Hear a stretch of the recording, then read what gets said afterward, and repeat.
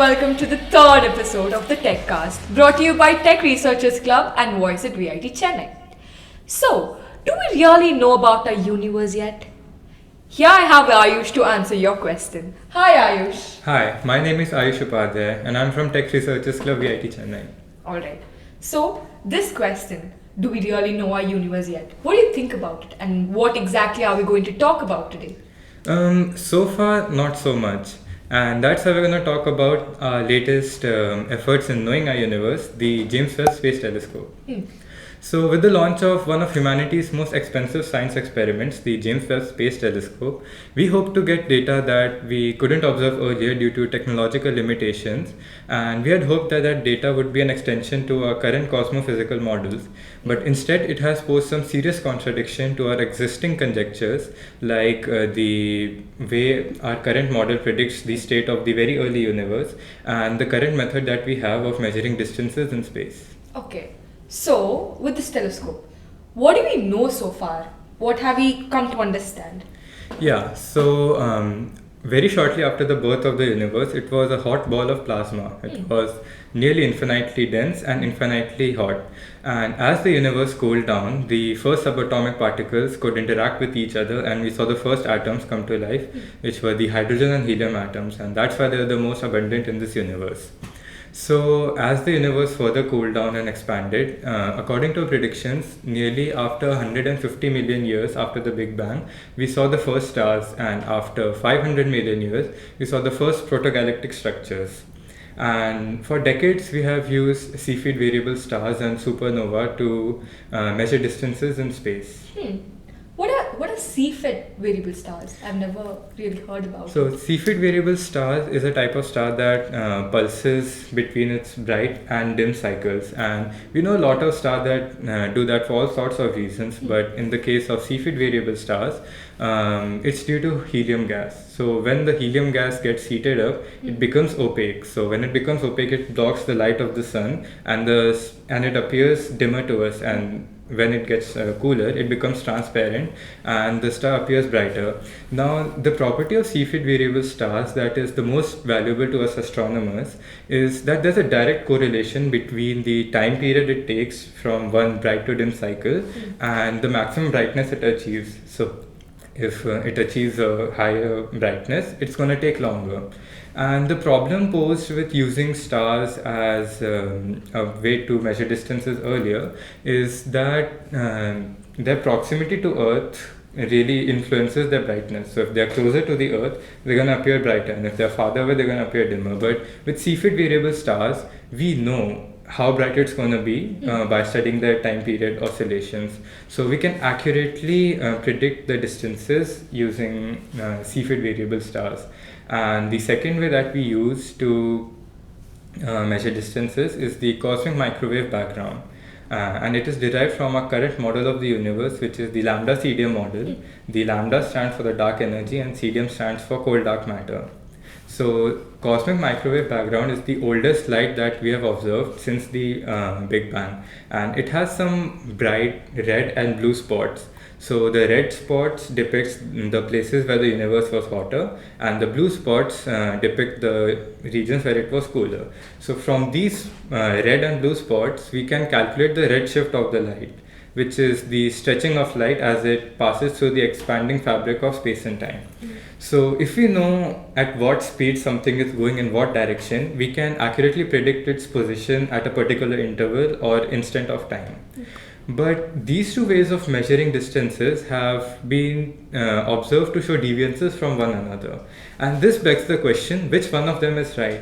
Are we limited by our instrumental and technological developments that our method of using Cepheid variable stars inaccurate or inconsistent, or is our theory of the universe yet not complete? Okay, wait. Oh my god, that was a lot of information to process under 1 minute. So, again, Cepheid stars. Yeah. Why are they so important? What is the reason behind it? Yeah, and like I mentioned, other stars we can get easily fooled by their proximity to the Earth. But with the Cepheid variable stars, their oscillation depicts how bright they're going to be. So if we say this star is that bright, we can calculate, okay, so it's taking this long from one bright dim cycle and so forth. So we know that it's not because it's closer or farther to us. So its accurate position is what we observe as well. So from that we can calculate how far it is. And earlier it was found in a constellation called Cepheus, what it's named after. But then it was found to be a common occurrence in other galaxies as well. So before the discovery of Cepheid variable stars, our horizon was limited to a mere 100 light years around our Earth. So we couldn't even measure our own galaxy, and let alone proving if other stars and planets existed outside the galaxy as well.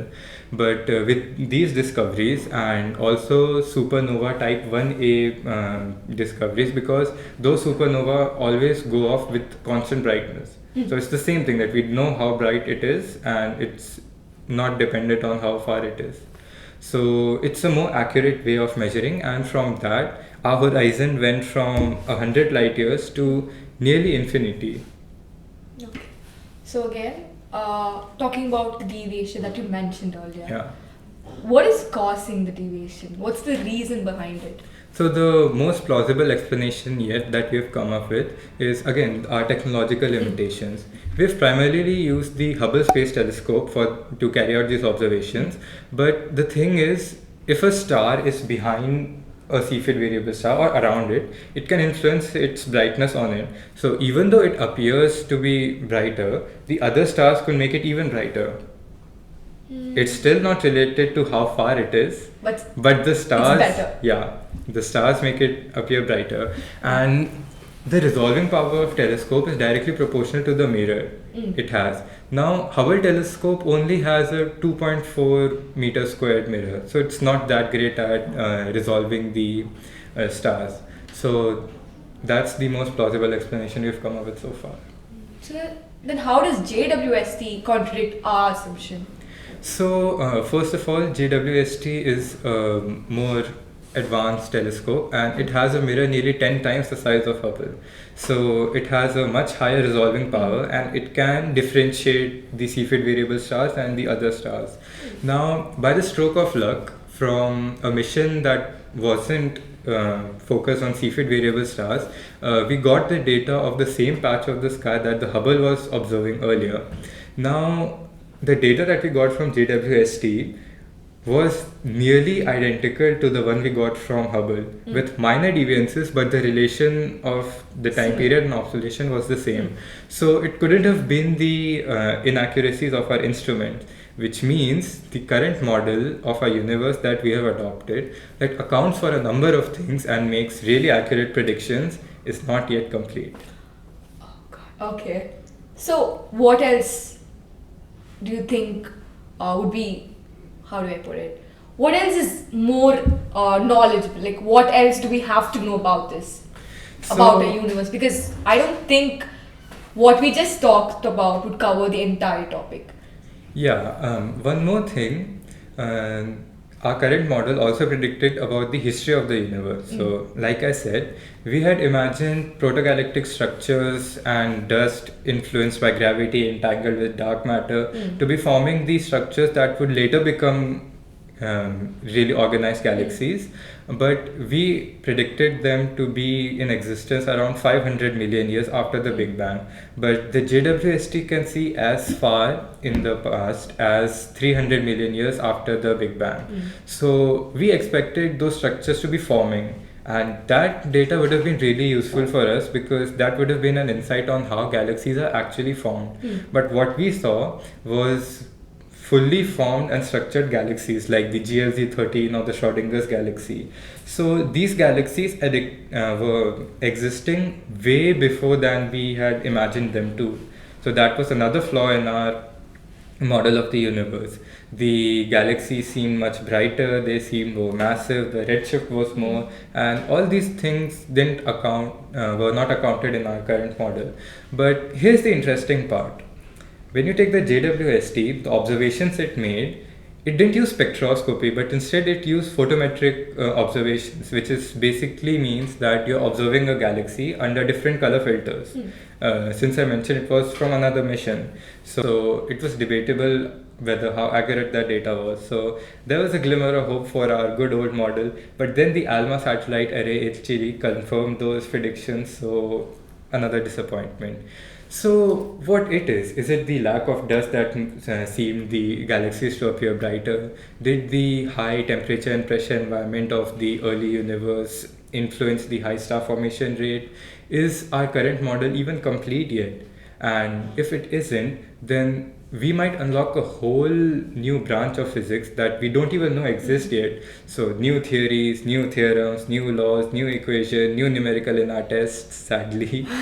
And Yeah. if those exist and is if our model of the universe is complete, then we can expect the data that we're going to observe as an extension to our models. We're going to have more precise measurements, we're going to have more clearer images, and until we have the answer to all our questions, all we can do is wait and look up. Oh god. Okay, so that's a lot of information to process because I thought I knew a lot about our universe, but clearly I don't really. So go home and process this information, guys. It's a lot to process. And I'll meet you in another episode with another person. Until then, bye.